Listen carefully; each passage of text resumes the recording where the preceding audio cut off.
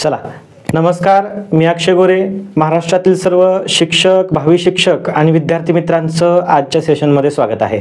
23 नोव्हेंबरला आपली TETची परीक्षा आहे आणि अगदी कमी दिवस राहिलेले असताना तुम्हाला मानसशास्त्र विषयामध्ये जास्तीत जास्त मार्क्स यावेत, तुमचा स्कोअर बूस्ट झाला पाहिजे, तसंच या आधीच्या वर्षीच्या प्रश्नांचा अभ्यास आपण कोणत्याही पुस्तकामधून केला असेल, कोणत्याही क्लासमधून केलेला असेल, किंवा तुम्ही जो काही थेरीचा अभ्यास आहे तो तुमचा कुठल्याही लेवलला असेल, तर इथून पुढं तुम्हाला परीक्षेमध्ये मार्क्स बूस्ट करण्यासाठी आपण एकच सिरीज घेऊन आलेलो आहोत. जेवढे जास्त व्हिडिओ होतील आणि मोजके व्हिडिओ होतील तेवढे एक्झामपर्यंत मी या ठिकाणी बनवण्याचा प्रयत्न करणार आहे आणि नेमके तेवढेच व्हिडिओ करून आपण पेपरला जायचं आहे. ठीक आहे. तर या पूर्ण सिरीजमध्ये मोजके व्हिडिओ येतील. त्या मोजक्या व्हिडिओमध्ये मी सोपे प्रश्न अजिबात त्या ठिकाणी घेणार नाही. आणि मानसशास्त्र विषयामध्ये आपल्याला लेक्चर घेत असताना 2-3 तासांचं लेक्चर घेऊन त्या ठिकाणी फापट पसारा तुम्हाला सांगण्याचं काम या ठिकाणी होणार नाही. मोजके या ठिकाणी थेरीचे पॉईंट घेणार आहे आणि 2013 ते 2024 पर्यंतच्या प्रश्नपत्रिकांचा ॲनालिसिस करून आतापर्यंत कोणत्या घटकावर जास्तीत जास्त प्रश्न आलेले आहेत त्याच घटकांचे प्रश्न, मग ते पेपर 1 असू द्या, पेपर 2 असू द्या, ज्यांनी आपले लेक्चर केलेले आहेत त्यांना माहिती आहे पेपर 1 आणि पेपर 2चे प्रश्न हे रिपीट होतात. पेपर 1चा प्रश्न कधी पेपर 2 मध्ये दिसतो, पेपर 2चा पुढच्या वर्षी त्या ठिकाणी दिसतो. त्याच्यामुळं आपण व्यवस्थित ॲनालिसिस केलेलं आहे आणि नेमकं आणि मोजकी माहिती तुमच्यापर्यंत पोहोचवणार आहे आणि ती येणाऱ्या 2025च्या एक्झाममध्ये रिफ्लेक्ट होणार आहे याची मला खात्री आहे. तर पहा, 2021च्या एक्झाममध्ये मी सर्व विषयांचे गेस त्या ठिकाणी दिले होते. 2024च्या एक्झाममध्ये सुद्धा मार्गदर्शन केलेलं आहे आणि TET CTET या एक्झाम स्वतः पास असल्यामुळे मला वाटतं की चांगल्या प्रकारे तुम्हाला त्या ठिकाणी मार्गदर्शन करू शकेल. ठीक आहे. त्याच्यामुळं तुम्ही मोजके व्हिडिओ जर करत असाल, मोजक्या व्हिडिओची तयारी करत असाल तर ही सिरीज तुम्ही कंटिन्यू करा.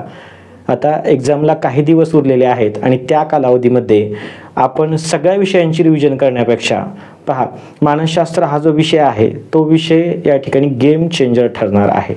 त्या ठिकाणी पुस्तकं जर तुम्ही वाचत असाल तर पुस्तकांचा अभ्यास त्या ठिकाणी सर्व रिव्हिजन एक्झामच्या आधी होत नाही. मानसशास्त्र विषय करत असाल तर त्या ठिकाणी वेगवेगळे क्लास असू द्या, नोट्स असू द्या, त्या तुम्ही वाचत असता. परंतु नेमका मोजका अभ्यास करून परीक्षेच्या आधी मोजके व्हिडिओ बघून जायचं या उद्देशाने ही सिरीज कंटिन्यू करतोय आपण. त्याच्यामुळं सोपे प्रश्न या ठिकाणी नसणार आहेत. या ठिकाणी टाईमपास अजिबात आपला होणार नाही याची या ठिकाणी मी खात्री तुम्हाला देतो.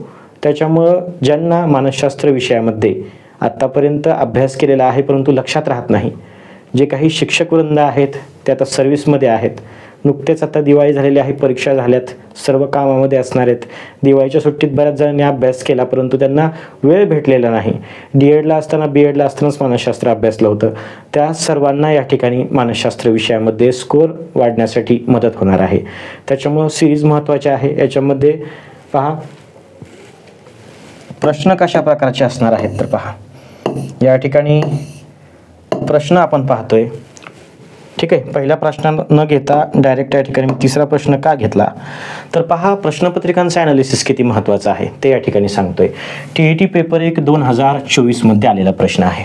या प्रश्नाचं उत्तर आपल्याला जर येत असेल तर आपला अभ्यास योग्य दिशेनं चालू आहे असं म्हणता येईल. ठीक आहे. एखाद्याला येत नसेल म्हणजे तुमचा काहीच अभ्यास नाही, तुम्हाला डिमोटिवेट करणं हा माझा उद्देश नाही. परंतु अशा प्रकारचे प्रश्न ट्रिक्सने कसे लक्षात ठेवायचे ते देखील आपण याच्यामध्ये पाहणार आहोत. ऑप्शन त्या ठिकाणी एलिमिनेट करण्यासाठी कशा प्रकारे आपण या ठिकाणी, मी समजा पेपरमध्ये आहे असं समजून मी तुम्हाला या ठिकाणी सांगतो की पर्याय कशा प्रकारे एलिमिनेट करायचे. ठीक आहे. तसंच महत्त्वाचे घटक जे की रिपीट होतात आणि 2024च्या रिसेंट एक्झाममध्ये जे काही प्रश्नांचे प्रकार आले, ज्या चॅप्टरवर जास्त प्रश्न आले ते रिपीट होण्याची शक्यता असते. कारण 2013 पासून आपण पाहतोय की मानसशास्त्र विषय हा भरपूर कंटेंट रिपीट होतो त्याच्यामध्ये. ठीक आहे. आणि मानसशास्त्राचा सिलेबस जो आहे तो लिमिटेड सिलेबस आहे. परंतु जर इनडेप्थ अभ्यास केला नाही तर आपल्याला मानसशास्त्र विषय त्या ठिकाणी मार्क्स देऊ शकत नाही. एक तर त्याच्यामध्ये बऱ्याच गोष्टींचं पाठांतर पाहिजे. मग जे पाठांतर करायचं समजा अशा भागांचं, याच्या ट्रिक्स आपण लक्षात ठेवू. ठीक आहे. त्या सर्व पुढच्या 9 ते 10 लेक्चरमध्ये आपण पाहणार आहोत. ठीक आहे. मोजके लेक्चर होणार आहेत, किती होतील ते नक्की त्या ठिकाणी मी संख्या सांगू शकत नाही. परंतु जेवढे लेक्चर घेईल त्याच्यामध्ये संपूर्ण सिलेबसवर आधारित जो भाग तुमच्या लक्षात राहू शकत नाही, जो भाग रिपीट होतो, जास्त वेटेज आहे परीक्षेमध्ये, असे सर्व भाग या ठिकाणी सर्व प्रश्न आणि प्रश्नासोबत आपण थेरी पण पाहणार आहेत. ठीक आहे. असं नाही की फक्त प्रश्न उत्तर त्या ठिकाणी अंडरलाईन करून दाखवलं, वाचून दाखवलं एवढंच नाही, तर त्या ठिकाणी प्रश्न आल्यानंतर तुम्ही तुमचे उत्तर त्या ठिकाणी कमेंट करून सांगायचे आहेत आणि त्याच्यासोबतच मी तुम्हाला स्पष्टीकरण सांगणार आहे. ठीक आहे. चला सुरुवात करूया आता प्रश्न क्रमांक 1 पासून.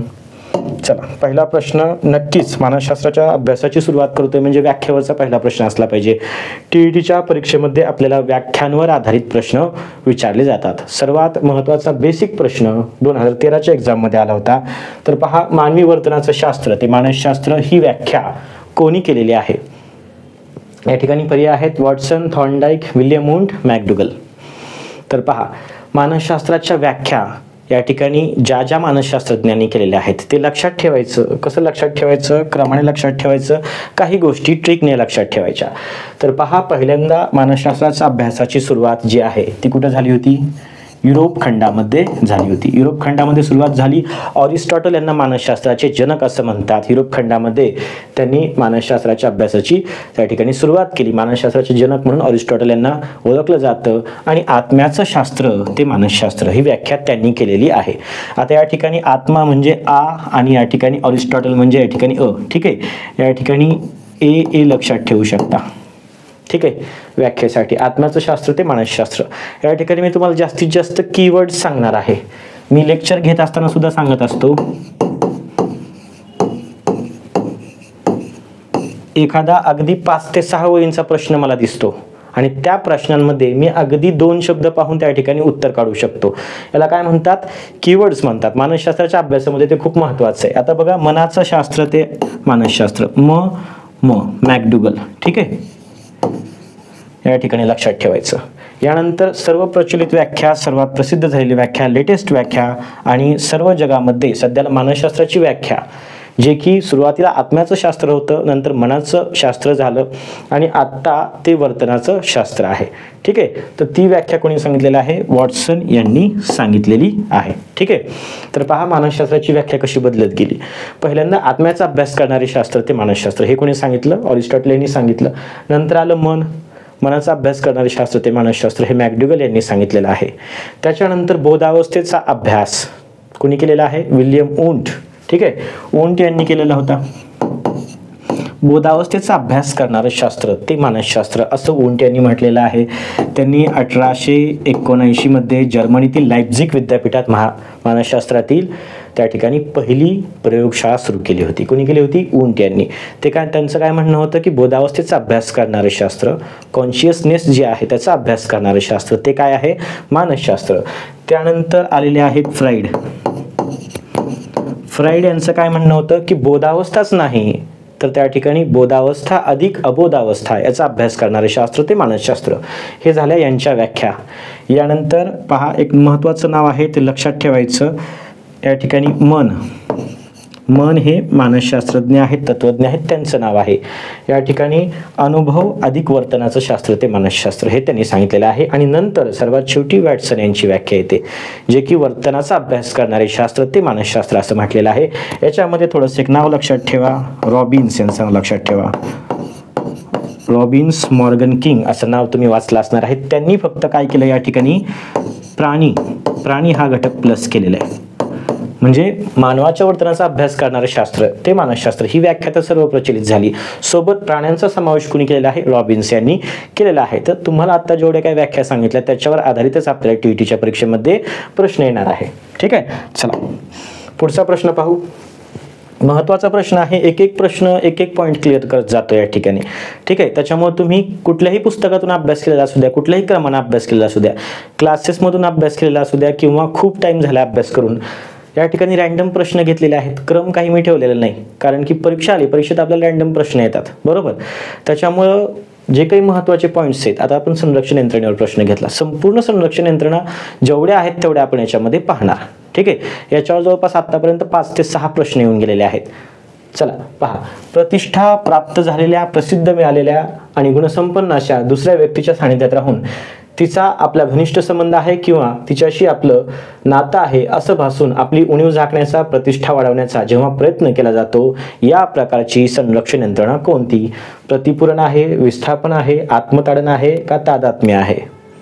तर पहा अशा प्रकारचा प्रश्न येतो. हे काय आहे, सरळ सरळ या ठिकाणी उदाहरण दिलेलं आहे. आता डिफेन्स मेकॅनिझम ज्या आहेत, संरक्षण यंत्रणा, त्या आपण पाहूया. संरक्षण यंत्रणा आणि डायरेक्ट उदाहरण लक्षात ठेवायचं, त्याची व्याख्या वगैरे लक्षात ठेवायची नाही. आपल्याला डायरेक्ट उदाहरण विचारलं जातं. ठीक आहे, संरक्षण यंत्रणा उदाहरण दिलं जातं, पुढीलपैकी कशाचं उदाहरण आहे असं आपल्याला विचारलं जातं. प्रतिपुरणचं कोणतं उदाहरण, विस्थापनचं कोणतं, आत्मताडणचं कोणतं, ठीक आहे, आणि तादात्म्याचं कोणतं, हे सर्व उदाहरणं आपण पाहूया. त्याच्यानंतर याचं उत्तर पाहणार आहोत. बघा, TET पेपर 2021 मध्ये आलेला प्रश्न आहे. पेपर 1 असू द्या किंवा 2 असू द्या, दोन्ही पेपरसाठी या ठिकाणी चॅप्टर महत्त्वाचा आहे. चला आता आपण पाहूया डिफेन्स मेकॅनिझम म्हणजे काय. तर पहा या ठिकाणी पहिलं पाहतोय आपण समर्थन. आता तुम्हाला हे पण सांगतो की या ठिकाणी डिफेन्स मेकॅनिझममध्ये संरक्षण यंत्रणेत तुम्हाला कन्फ्युजन कुठं होणार, चुकणार कुठं. बरेचसे लोक या ठिकाणी या दोन गोष्टींमध्ये चुकतात. ठीक आहे, समर्थन आणि प्रक्षेपण. या ठिकाणी याचं जे कन्फ्युजन आहे ते थोडंसं दूर होणं अवघड आहे. तर पहा, समर्थन म्हणजे काय, तर स्वतः मी बोलतोय ना, माझ्या या ठिकाणी म्हणण्याचं मी समर्थन करतो. जसं की परीक्षेत मला साधं यश मिळालं, परंतु त्या ठिकाणी आपण त्या गोष्टीचं जास्त समर्थन करून सांगत असतो. समजा परीक्षेमध्ये मला मिळालेले आहेत 75% मार्क्स मिळालेले आहेत आणि मी काय सांगतो की अरे मला 75% मार्क मिळाले, परंतु मी फक्त परीक्षेच्या 2च दिवस आधी अभ्यास केला होता, मी काहीच अभ्यास नव्हता केला, तरी देखील मला 75% मार्क मिळाले. आणि तू जो वर्षभर अभ्यास करतोय, वर्षभर अभ्यास करून तुला 80% मिळाले, त्याच्यात काय नवल आहे. तर अशा प्रकारे म्हणजे या ठिकाणी स्वतःचं समर्थन करायचं. हे झालं समर्थनचं उदाहरण. आणि लगेच घेऊया प्रक्षेपण. प्रक्षेपणचं काय आहे उदाहरण या ठिकाणी, तर पहा, स्वतःच्या दोषांचं अपयशाचं कारण बाह्य घटकावर ढकलणं. म्हणजेच काय, दुसऱ्याच्या माथी मारणं, दुसऱ्याच्या माथी. ठीक आहे, पहा, परीक्षेत कमी गुण मिळाले तर प्रश्नपत्रिका फार अवघड होती. म्हणजे मार्क्स मला कमी भेटलेत आणि मी या ठिकाणी त्या ठिकाणी जो दोष आहे तो कोणाच्या त्या ठिकाणी माथी मारतोय, तर त्या ठिकाणी प्रश्नपत्रिका जो सेटर आहे, त्या ठिकाणी ज्यांनी प्रश्नपत्रिका सेट केले त्यांनी खूप अवघड सेट केली होती किंवा सरांनी खूप कडक पेपर तपासले होते. अशा प्रकारे या ठिकाणी प्रक्षेपण असणार आहे. ठीक आहे, तर बघा, समर्थन आणि प्रक्षेपण हे दोन कन्फ्युजिंग सांगितलेत, हे दोन संरक्षण यंत्रणा, याच्यामध्ये तुमचं मार्क्स जाऊ देऊ नका. चला, या ठिकाणी विस्थापन आहे, डिस्प्लेसमेंट. पहा, भावना किंवा राग एका व्यक्तीकडून दुसऱ्या व्यक्तीकडे वळवणे. म्हणजे थोडक्यात एकाचा राग दुसऱ्यावर काढणे. उदाहरण लक्षात ठेवा. पहा, शिक्षकांनी रागवलं तर घरी येऊन लहान भावावर राग काढणे. किंवा ऑफिसमध्ये समजा बॉस एखाद्या एम्प्लॉईला रागवले, त्या ठिकाणी तो एम्प्लॉई बॉसला बोलू शकणार आहे का, तर नाही. तो काय करणार, घरी जाऊन त्याच्या पत्नीवर राग काढणार. पत्नी पतीला बोलू शकत नाही, त्याच्यामुळे ती मुलांवर राग काढणार. आणि मुलगा आईवडिलांना बोलू शकत नाही, त्याच्यामुळे तो काय करणार आहे, तर खेळण्यांवर त्या ठिकाणी राग काढणार किंवा भिंतीवर हात आदळणे, वस्तूंना त्या ठिकाणी फेकून देणे. अशा प्रकारे रागाचं काय होतं, विस्थापन होतं. विस्थापन म्हणजे लक्षात ठेवा, आता एकाचा राग दुसऱ्यावर काढणे. समर्थन म्हणजे उदाहरण डायरेक्ट लक्षात ठेवा, काय लक्षात ठेवायचं नाही, उदाहरण लक्षात ठेवा की या ठिकाणी मी काहीच अभ्यास नव्हता केला तरी सुद्धा मला इतके मार्क्स पडले, समर्थनचं. ओके. प्रक्षेपणचं काय असणार आहे, तर इतरांच्या माथी, की मला परीक्षेमध्ये कमी गुण का मिळाले, प्रश्नपत्रिका अवघड होती, सरांनी पेपर खूप अवघड तपासले. तीही लक्षात राहिलं. आता दिवा स्वप्न सोपं आहे, आपल्याला माहिती आहे. दिवसा या ठिकाणी स्वप्न पाहणे, वास्तविकता जी आहे, रियालिटी जी आहे त्याच्यापासून दूर जायचं. जसं की MPSCची तयारी करणारा एखादा विद्यार्थी, तो काय पाहतो की मला एकदा पेपर निघू दे मग मी तुला दाखवतो. अशा प्रकारचे काही लोक बोलताना दिसतात. ठीक आहे, किंवा मला पोस्ट निघाली आणि मी एखाद्या सभागृहात गेलो, माझा सत्कार समारंभ होतोय, मोठ्या टाळ्या वाजतायत. अशा प्रकारचे स्वप्न दिवसा पाहणं, वास्तविकतेपासून दूर जाणं. ठीक आहे, एवढं फक्त कीवर्ड लक्षात ठेवा. त्यानंतर विकृत श्रद्धा. विकृत श्रद्धाचं डायरेक्ट लक्षात ठेवा, आपल्या समाजात पाय खेचले जातात असे दुसऱ्यांना सांगणारी लोक, की अरे आपल्या समाजात पुढेच जाऊ देत नाहीत. मी खूप प्रयत्न केला परंतु या ठिकाणी आपल्या समाजात असंच होतं, असं म्हणणारे जे लोक आहेत त्यांची काय आहे, विकृत श्रद्धा आहे. वास्तविकतेला न जुमानता चुकीच्या किंवा गैरवास्तविक गोष्टींवर विश्वास ठेवायचा. जसं की समाजामध्ये ही गोष्ट आहे आपल्या, की आपल्यात पाय खेचतात, ही गैरवास्तविक गोष्ट, त्याच्यावर विश्वास ठेवणं म्हणजे काय, विकृत श्रद्धा. उदात्तीकरण, सब्लिमेशन काय आहे, तर दडपलेल्या इच्छा सामाजिकदृष्ट्या मान्य मार्गाने त्या ठिकाणी व्यक्त करणे. या ठिकाणी आक्रमक प्रवृत्ती असणारा व्यक्ती काय होतो, सैनिक होतो. हे उदाहरण दिले. किंवा एखादा प्रेमभंग झालेला व्यक्ती असतो. बघा, तुम्ही पाहत असाल इंस्टाग्रामवर वगैरे पाहत असाल, फेसबुकवर पाहत असाल किंवा तुमच्या स्टेटसवर पाहत असाल व्हॉट्सअपच्या, त्या ठिकाणी ज्याचा प्रेमभंग झालेला असतो तो अशा कविता त्या ठिकाणी लिहित असतो. परंतु कशा मार्गाने, तर सामाजिक दृष्ट्या मान्य, समाजमान्य त्या ठिकाणी मार्गाने. ठीक आहे.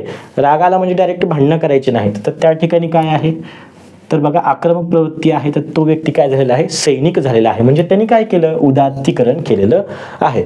प्रेमभंग झालेला व्यक्ती कविता करतो, हे काय केलं त्यांनी, उदात्तीकरण केलेलं आहे. आत्मताडन, या ठिकाणी आत्मताडनचं लक्षात ठेवा, स्वतःच्या 2 थोबाडीत मारून घेणे म्हणजे काय आहे, आत्मताडन. ठीक आहे. उपाशी राहणे, मी जेवण करणार नाही, स्वतःच्या चुकीबद्दल खाणं पिणं सोडणं. ठीक आहे. उदाहरण हे सुद्धा आहे, स्वतःच्या थोबाडीत मारून घेणं. बरेचसे लोक असं करतात बघा, ते काय करतात, आत्मताडन करतात. दमन, तर पहा दमन म्हणजे काय आहे, अप्रिय विचार किंवा आठवणी मनाच्या अचेतन भागामध्ये, ठीक आहे, या ठिकाणी सबकॉन्शियस जे आपले थॉट्स असतात त्याच्यामध्ये दाबून ठेवणे. तर एकच शब्द ह्याला लक्षात ठेवा, दमनसाठी एखादी गोष्ट दाबून ठेवणे. ठीक आहे. तर पहा आपल्या ज्या इच्छा आकांक्षा असतात, मनामधल्या वासना असतात, त्या सर्व गोष्टी दाबून ठेवणे म्हणजे काय आहे, या ठिकाणी दमन किंवा रिग्रेशन आहे. जसं की लहानपणीचा अपमान, ती घटना त्या ठिकाणी विसरणे. त्या ठिकाणी एखादा व्यक्ती विसरून जायचा प्रयत्न करतो की लहानपणी माझा अपमान झाला होता, परंतु कुठंतरी बॅक ऑफ द माइंड म्हणजेच अचेतन भागात ती गोष्ट दाबून ठेवलेली असते. जेव्हा ती गोष्ट बाहेर येते तेव्हा त्याचा परिणाम त्या ठिकाणी चांगला राहत नाही. त्याच्यामुळे दमन ही त्या ठिकाणी थोडीशी डेंजरस गोष्ट असणार आहे. दमन म्हणजे काय, रिग्रेशन, आपल्या मनातली इच्छा आकांक्षा वासना दाबून ठेवणे, याला काय म्हणतात, दमन असं म्हणतात. दमनचं तुम्हाला उदाहरण या ठिकाणी दिलं.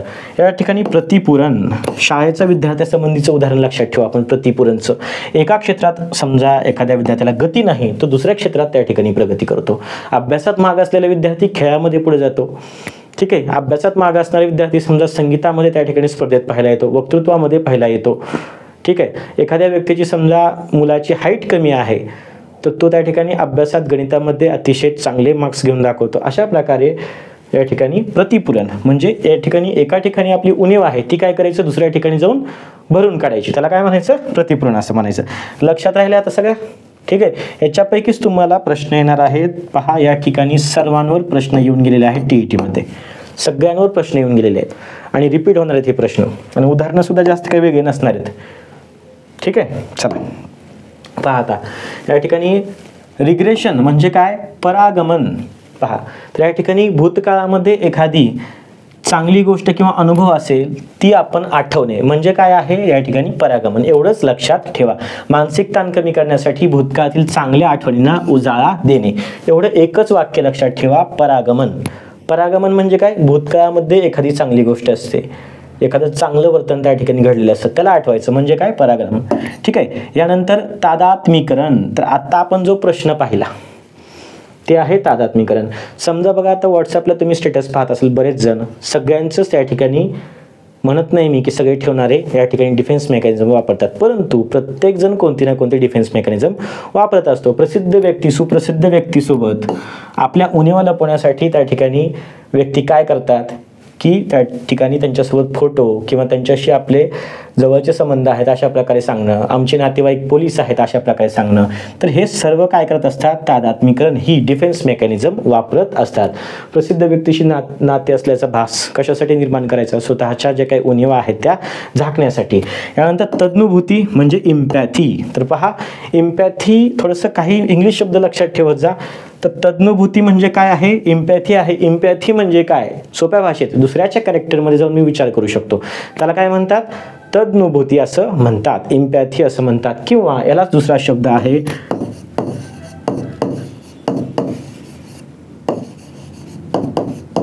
समान अनुभूती. ठीक आहे. इम्पॅथीलाच पहा एक तर असते सिंपथी, म्हणजे एखादा व्यक्ती सायकलवरून पडला तर आपल्याला काय वाटतं, अरे रे त्याच्यासोबत त्या ठिकाणी खराब झालं. ठीक आहे. तर या ठिकाणी समानानुभूती काय असते, तर ज्या वेळेस समजा तो व्यक्ती सायकलवरून पडला, त्याच्या जागी जर मी असतो तर मी काय केलं असतं, त्याला सगळे बघतायत, सगळे मुलं त्याला हसतायत, त्यावेळेस मी काय केलं असतं, मी उठून त्या ठिकाणी रडलो असतो किंवा मी उठून त्या ठिकाणी हसत हसत निघून गेलो असतो. तर त्या ठिकाणी तो व्यक्ती कसा वागतोय त्याच्या कॅरेक्टरमध्ये जाऊन मी विचार करू शकतो का, त्याला काय म्हणतात, तज्ञभूती असं म्हणतात. दुसऱ्याच्या भावना समजून त्या अनुभवण्याची क्षमता. फक्त समजूनच घ्यायची नाही तर त्या ठिकाणी अनुभवता सुद्धा आलं पाहिजे. पहा मित्र दुःखी असताना आपणही त्याच्या भावनांशी जोडलं जाणं. ठीक आहे. फक्त तू दुःखी आहेस, मला वाईट वाटलं एवढंच बोलायचं नाही की, पण आपण त्याच्या कॅरेक्टरमध्ये जाऊन विचार करू शकतो. या सर्व डिफेन्स मेकॅनिझम झाल्या.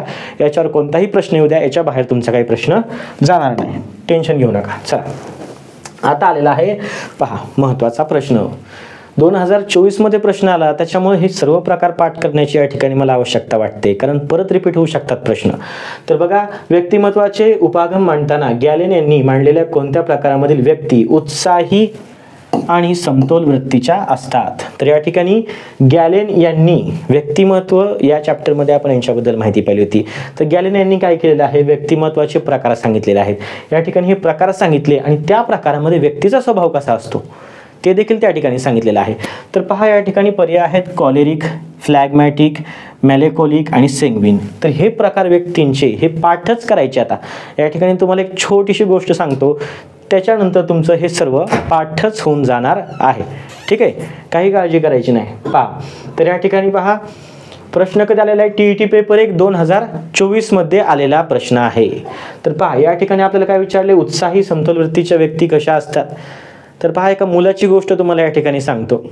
थोडंसं जास्त काही विषयामध्ये न जाता थोडंसं विषयांतर थोडंसं होणार आहे, कारण की थोडंसं वेगळी गोष्ट वेगळे ट्रिक सांगणार आहे या ठिकाणी, परंतु तुमच्या लक्षात राहील ते महत्त्वाचं. कारण हे 4च प्रकार 2025ची एक्झाम असू दे किंवा त्याच्या पुढची, तुम्हाला हेच प्रकार येणार आहे. त्याच्यामध्ये काही जास्त सिलेबस नाही. तुम्हाला सांगितलं लिमिटेड सिलेबस आहे मानसशास्त्राचा, आणि त्याच्यामध्ये तुम्हाला गॅलेन म्हणलं की हेच प्रकार येणार. परत तुमचे विसरणार. त्यापेक्षा एक छान गोष्ट सांगतो. ठीक आहे, गोष्टीपासून काही बोध घेण्यासारखं नाही, फक्त गोष्ट लक्षात ठेवायची. एक मुलगा असतो बघा, त्या मुलगा जर त्याचा स्वभाव कसा असतो, अतिशय रागीट असा स्वभाव असतो त्या मुलाचा, आणि तो मुलगा नेहमी कॉलरचे टी-शर्ट घालत असतो. कसे टी-शर्ट घालत असतो? कॉलर असलेले टी-शर्ट घालायचं. त्याला खूप राग यायचा, आणि त्याने ठरवलं एकदा की मला एखाद्या गार्डनमध्ये जायला पाहिजे, कुठेतरी जायला पाहिजे फिरायला, की माझा मूड थोडासा चेंज व्हावा. मग त्याचा अतिशय रागीट स्वभाव होता, आणि त्याचा मूड चेंज करायचं म्हणून तो एका गार्डनमध्ये फिरायला जातो. त्या ठिकाणी त्याला 3 गोष्टी दिसतात गेल्यानंतर. मग त्याला वाटतं की आपला मूड थोडासा चांगला झाला पाहिजे. त्या ठिकाणी त्याला एक मेलेला प्राणी दिसतो. त्याच्यानंतर पुढे जातो, त्याला एक पेंग्विन दिसतो, आणि येताना त्याला एक झेंडा म्हणजे फ्लॅग दिसतो. ठीक आहे, आता बघा, त्या ठिकाणी गेल्या गेल्या त्याला एक मेलेला प्राणी दिसला, आणि प्राणी दिसल्यावर त्याला कसं वाटलं, तर अतिशय उदास वाटलं, कारण त्याने मेलेला प्राणी पाहिला. त्या ठिकाणी गेल्यावर आधीच तो रागात होता. पुढे गेला, त्याने पेंग्विन पाहिला, आणि पेंग्विन पाहिल्यानंतर त्याचं मन जर थोडंसं प्रसन्न झालं. का? कारण की तो उत्साही पेंग्विन होता त्या ठिकाणी, अतिशय त्या ठिकाणी पाण्यामध्ये तो खेळत असताना त्यांनी पाहिलं, म्हणजे उत्साही पेंग्विन वाटला, त्याला थोडंसं बरं वाटलं. येताना त्याने एक फ्लॅग पाहिला. फ्लॅग म्हणजे काय, झेंडा पाहिला, आणि तो असा फडकत असताना पाहून अतिशय त्याला शांत वाटलं. त्याच्यामुळे त्याचा राग कसा झाला, शांत झाला. ठीक आहे, तर आता बघा, या ठिकाणी कॉलेरिक, फ्लॅगमॅटिक, मेलेकोलिक आणि सेंग्विन हे प्रकार सांगितले होते गॅलेन यांनी. त्यांनी काही गोष्ट नव्हती सांगितली, ती गोष्ट मीच तयार केलेली आहे, परंतु हे कशासाठी, तुमच्या 1 मार्कसाठी. पेपर 1ला आलाय, कदाचित 25ला पेपर 2ला येईल, नक्की येईल प्रश्न. ठीक आहे, तर बघा, कॉलेरिक मुलाबद्दल काय सांगितलं होतं, कॉलरचा टी-शर्ट घालणारा मुलगा, त्याचा स्वभाव कसा होता, स्वभाव कसा होता त्याचा, रागीट होता ना. फ्लॅगमॅटिक, फ्लॅग बघून त्याला कसं वाटलं, त्या ठिकाणी शांत वाटलं का नाही, शेवटी निवांत फडकताना पाहून. मेलेकोलिक, मेलेला प्राणी पाहिला होता, थोडंसं काही गोष्टी जोडाव्या लागतात. मेलेकोलिक, त्याला कसं वाटलं मेलेला प्राणी पाहून, उदास वाटलं होतं, उदास, बरोबर. आणि सेंग्विन, कसा होता तो पेंग्विन, उत्साही. सांगा आता उत्तर सांगायचं, काय असणार उत्तर. बघा, या ठिकाणी सांगत असताना गॅलेन यांनी सांगितलेले प्रकार आणि त्यांचा स्वभाव हे विचारलेले आहे आपल्याला. उत्साही आणि समतोल वृत्तीचे कोणत्या व्यक्ती असतात? आता तुम्ही सांगू शकणार डायरेक्ट, सेंग्विन प्रकारचे व्यक्ती हे उत्साही असतात, मेलेकोलिक उदास वृत्तीचे असतात, फ्लॅगमॅटिक शांत असतात, कॉलेरिक रागीट स्वभावाचे असतात. कायमचं पाठ झालं तुमचं हे आता. ठीक आहे, चला थोडक्यात स्पष्टीकरण पाहूया. पहा, या ठिकाणी गॅलेनने व्यक्तिमत्वाचे प्रकार सांगितलेले आहेत. त्याच्यामध्ये पहिला प्रकार आहे सेंग्विन. सेंग्विन टाईपचे लोक कसे असतात, उत्साही असतात, समतोल वृत्तीचे असतात. कॉलेरिक कसे असतात, रागीट असतात. मेलेकोलिक कसे असतात, उदास वृत्तीचे असतात. यानंतर फ्लॅगमॅटिक कसे असतात, शांत आणि स्थिर वृत्तीचे असतात. ठीक आहे. आता कोणत्याही पेपर 1ला येऊ द्या, पेपर 2ला येऊ द्या, याच्या बाहेर गॅलन यांच्याबद्दल प्रश्न जाणार नाही. ठीक आहे. गॅलन म्हणलं की या ठिकाणी आपण लक्षात ठेवा हेच प्रकार आपल्याला विचारणार आहेत. ओके, चला. यानंतर खाली दिलेल्या अध्ययन दोषांचे प्रकार व त्यांचे वर्णन यांची अयोग्य जोडी कोणती आहे. ठीक आहे. या ठिकाणी जेवढे काही लेक्चरला जॉईन झालेत त्यांनी उत्तर कमेंट करून सांगायचं आहे. ठीक आहे. कारण बघा या ठिकाणी आपली परीक्षा चालू आहे असं समजूनच मी या ठिकाणी ऑप्शन एलिमिनेट करणार आहे आणि तुम्ही पण तसंच समजायचे. तसंच केलं तर आपली थोडीशी सिरीज व्यवस्थित चालेल, तुमचा अभ्यास देखील व्यवस्थित होणार आहे. आणि TET पेपर 2ला विचारलेला प्रश्न आहे. तर बघा अध्ययन दोष या ठिकाणी लर्निंग डिसॅबिलिटीज आहेत त्याच्यावरचा प्रश्न आहे. तर बघा डिस्लेक्सिया म्हणजे लेखनातील दोष कोणतं काय विचारलेलं या ठिकाणी अयोग्य जोडी कोणती विचारलेलं आहे. अयोग्य म्हणजे या ठिकाणी चुकीचं शोधायचं आहे. ठीक आहे. या ठिकाणी क्रॉस करून ठेवतो पहिल्यांदाच. बघा डिस्लेक्सिया म्हणजे लेखनातील दोष, डिस्ग्राफिया म्हणजे वाचनातील दोष, ठीक आहे. डिस्कॅल्क्युलिया म्हणजे गणितातील दोष. याच्यापैकी एक उत्तर कमेंट करून सांगा. ठीक आहे. लेक्चर चालू आहे आता, सांगू शकता. तर पहा या ठिकाणी डिस्लेक्सिया लेखनातील दोष, डिस्ग्राफिया वाचनातील दोष. आता काही जणांना याचं उत्तर येत असणार आहे, काही जणांना येत नसणार आहे. आत्ता जे लेक्चर पाहतायत त्याच्यात जर समजा तुम्हाला आज उत्तर येते, थोड्या दिवसानंतर हे परत विसरून जाणार आहे. त्याच्यामुळे थोडंसं लक्षात ठेवा. एक तर या ठिकाणी बरोबर आहे पहा डिस्कॅल्क्युलिया. कॅल्क्युलिया म्हणजे कॅल्क्युलेटर, कॅल्क्युलेशन. ह्याच्यातून आपण सांगू शकतो की गणितीय दोष असणार आहेत. म्हणजे या ठिकाणी क हे बरोबर आहे. या ठिकाणी चुकीचं काय आहे, अ आणि ब चुकीचं आहे. तर पहा डिस्लेक्सिया म्हणजे काय असतं, तर वाचनातील दोष असतात. आणि डिस्ग्राफिया म्हणजे काय असतं, तर लेखनातील दोष असतात. हे लक्षात कसं ठेवायचं, तर डिस्ग्राफिया फक्त लक्षात ठेवा. मी अशा प्रकारे या ठिकाणी ग्राफ काढत असताना, ग्राफ काढतो का नाही, लिहितो का नाही हाताने मी, त्याच्यामुळं डिस्ग्राफिया जे आहे त्याला लेखनातील दोष लक्षात ठेवा. डिस्लेक्सिया आपोआप लक्षात राहील वाचनातील दोष. डिस्कॅल्क्युलिया तर कॅल्क्युलेशन, कॅल्क्युलेटर म्हणून गणित विषय लक्षात ठेवा. लक्षात राहील आता. ठीक आहे. याच्यावरच प्रश्न आपल्याला विचारले जाऊ शकतात. CTET मध्ये सुद्धा प्रश्न विचारले जातात. चला पहा डिस्लेक्सिया म्हणजे काय आहे, वाचनातील दोष, रीडिंग डिसऑर्डर असणार आहे. डिस्ग्राफिया म्हणजे काय आहे, लेखनातील दोष, रायटिंग डिसऑर्डर आहे. तर या ठिकाणी डिस्कॅल्क्युलिया म्हणजे काय, गणितातील दोष असणार आहेत, मॅथमॅटिकल डिसऑर्डर असणार आहेत. अध्ययन अक्षमता, लर्निंग डिसॅबिलिटीज आहेत ह्या महत्त्वाच्या, याच्यावर प्रश्न येऊ शकतो.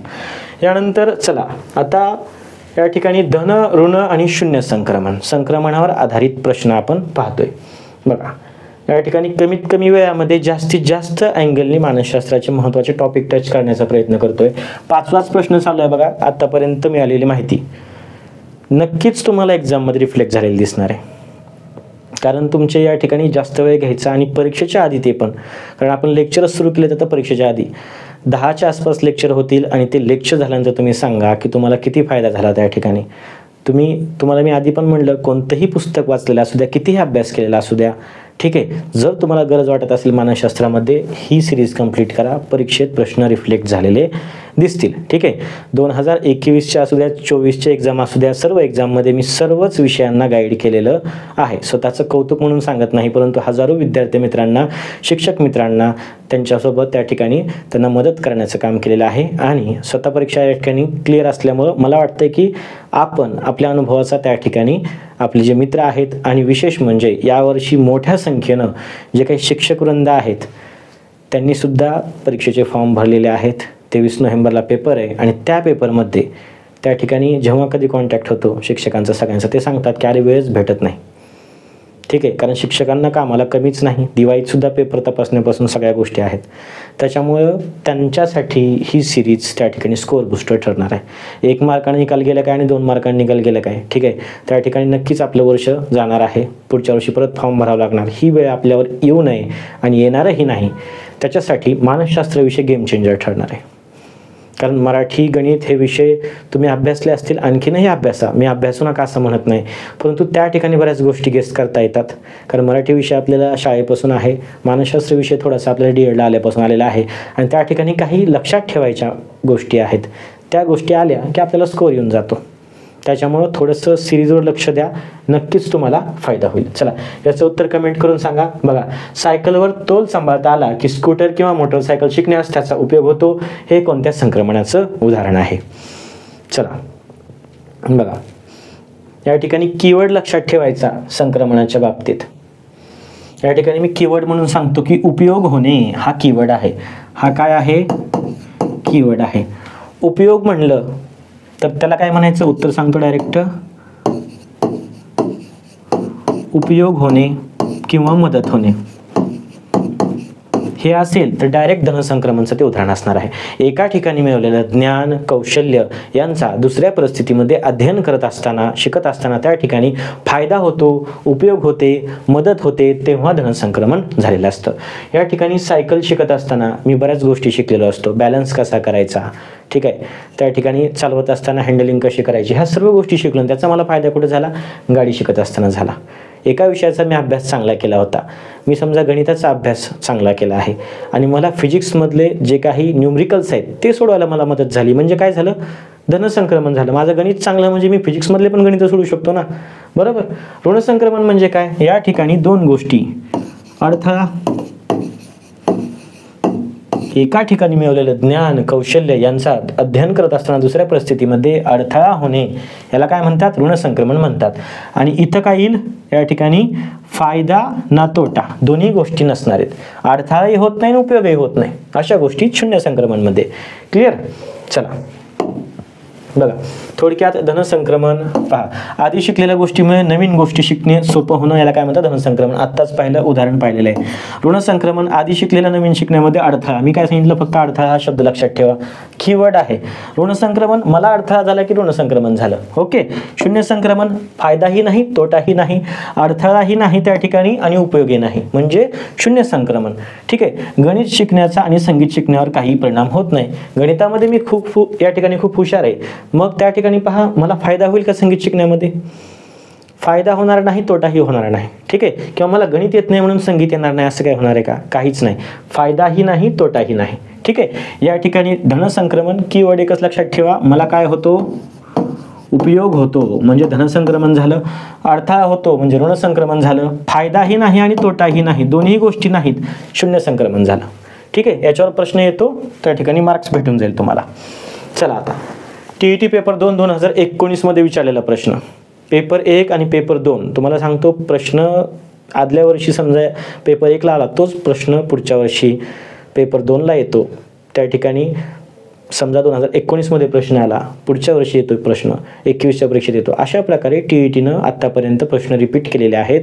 आणि जरी समजा जशाच तसे प्रश्न नाही आले तर पर्याय एलिमिनेट करताना तुम्हाला याची थेरी कामाला येते.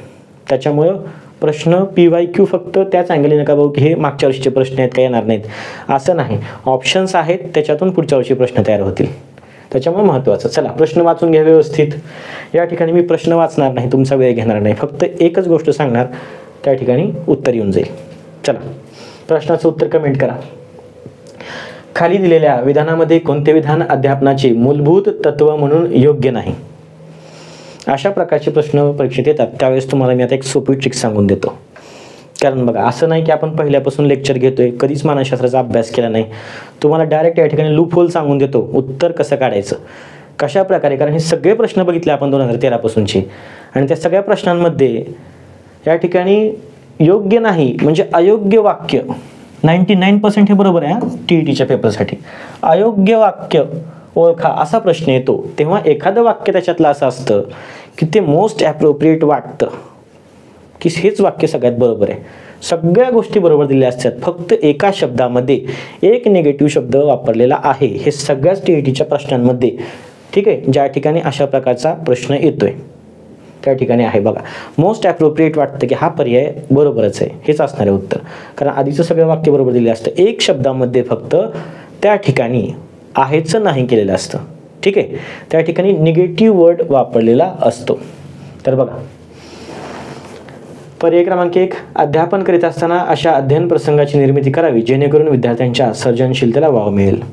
यानंतर अध्ययन अनुभवांची रचना करीत असताना अध्ययनकर्त्याची कौटुंबिक पार्श्वभूमी विचारात घेणं अनावश्यक आहे. बघा या ठिकाणी आवश्यक आहेच अनावश्यक झालं, फक्त झालं. बघा या ठिकाणी आपण वाचत असताना गडबडीत असतो पेपरमध्ये, अध्ययन अनुभवांची रचना करीत असताना अध्ययनकर्त्याच्या कौटुंबिक पार्श्वभूमी विचारात घेणं, बस पुढचा पर्याय घ्यायला लागतो पटकन. इतकं लहान चेंज आहे बघा. आवश्यकचा अनावश्यक केले, निगेटिव्ह सेंटेन्स म्हणून सुद्धा हा पर्याय लगेच बाजूला काढायचा, थोडंसं व्यवस्थित बघायचं, उत्तर टिक करून टाकायचं, जास्त विचार करायचा नाही. आवश्यकचा अनावश्यक केले, मी काय म्हणलं, पर्याय सगळ्यात योग्य वाटणार आणि थोडासा चेंज. हे बघा तुम्ही दुसऱ्या पण प्रश्नामध्ये असंच आहे. ठीक आहे, जे काही वेगवेगळे प्रश्न आलेत, मी प्रॅक्टिस घेत असताना सगळ्या प्रश्नाबद्दल सांगितले.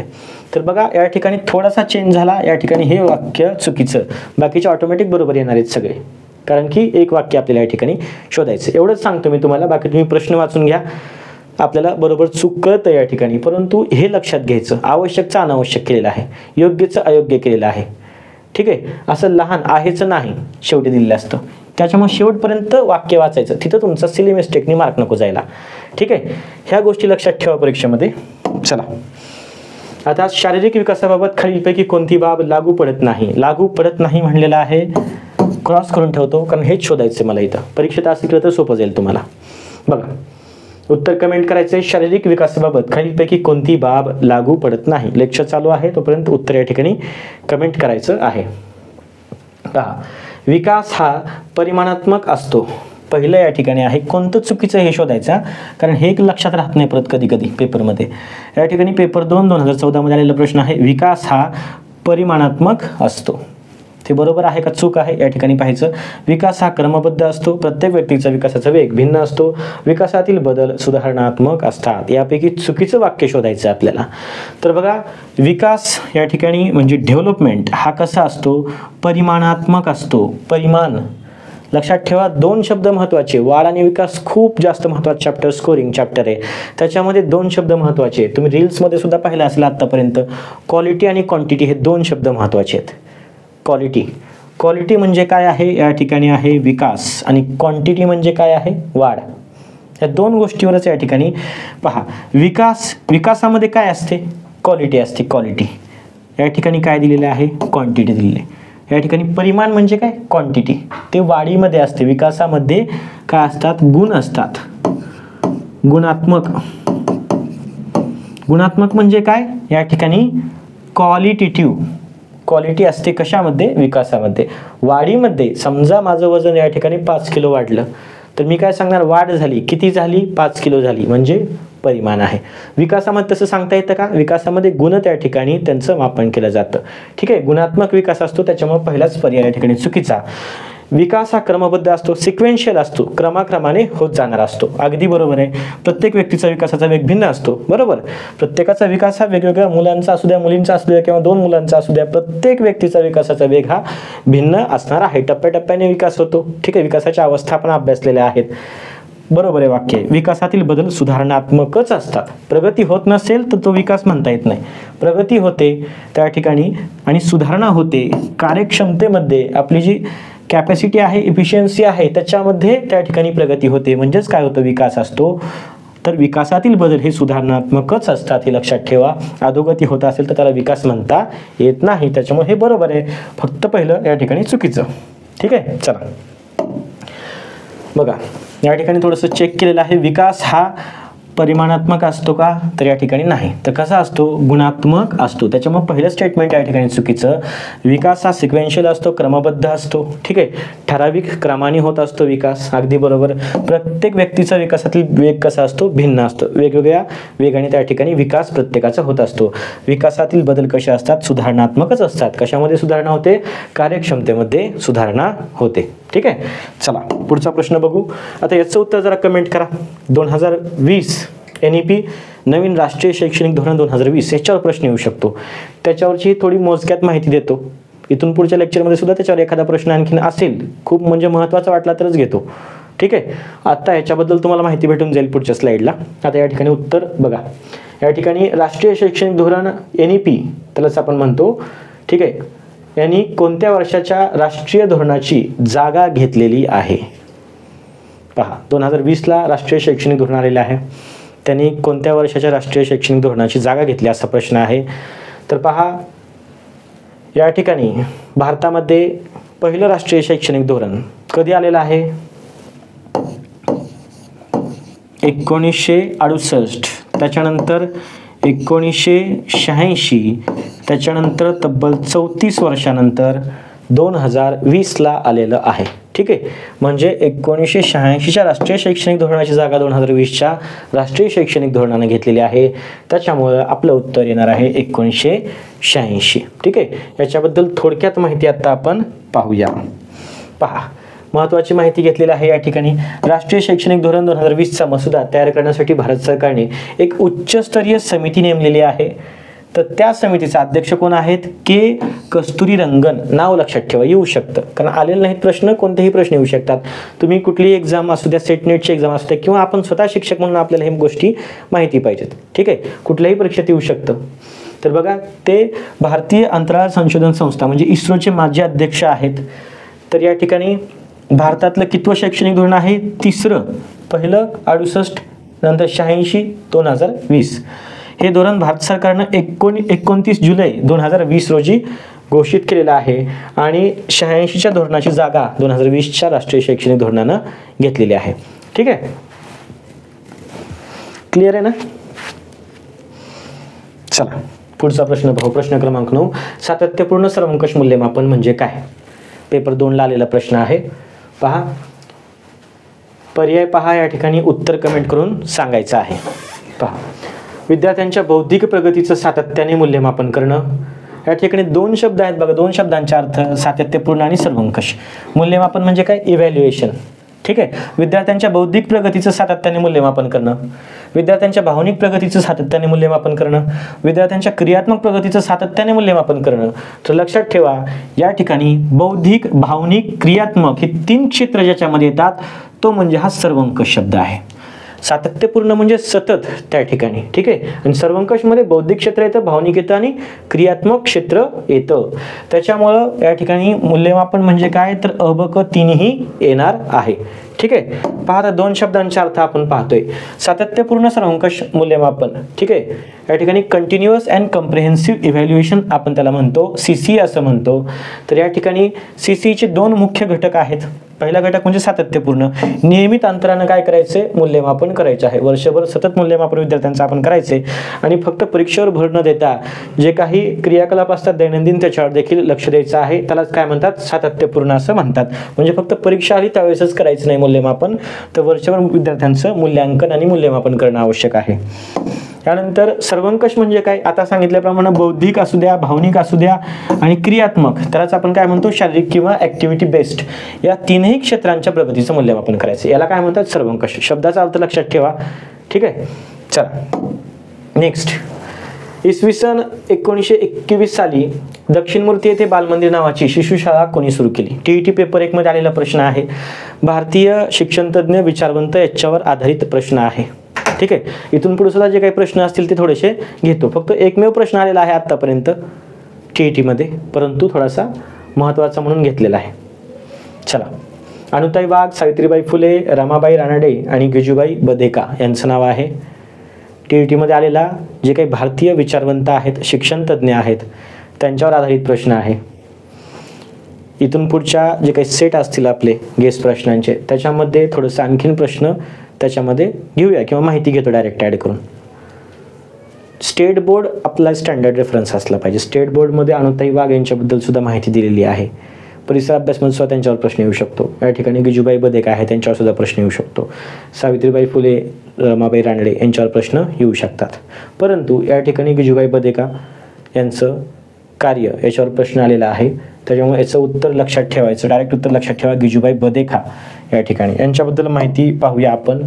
पहा, गिजूबाई बधेका भारतातील प्रसिद्ध शिक्षणतज्ञ आणि मॉन्टेसरी पद्धतीचे पुरस्कर्ते आहेत. मॉन्टेसरी, मारिया मॉन्टेसरी पाश्चिमात्य शिक्षणतज्ञ आहेत. त्यांनी मॉन्टेसरी पद्धती, त्यांना उद्गाता असं म्हणतात त्या पद्धतीचा, आणि त्या पद्धतीचं अनुसरण गिजूबाई बधेकांनी भारतामध्ये केलं होतं. पहिल्या ज्या काही शाळा होत्या ज्यांनी मॉन्टेसरी पद्धतीचं अनुकरण केलं आणि शाळा सुरू केल्या, त्याच्यापैकी गिजूबाई बधेका यांनी इसवी सन 1921 साली या ठिकाणी दक्षिणमूर्ती येथे बालमंदिर नावाची शिशुशाळा, लहान मुलांची शाळा, प्री प्रायमरी स्कूल आहे, ती सुरू केलेली आहे. आणि भारतातील मॉन्टेसरी शिक्षण पद्धतीवर आधारित पहिल्या काही शाळा होत्या, त्याच्यापैकी एक शाळा म्हणून ती ओळखली जाते.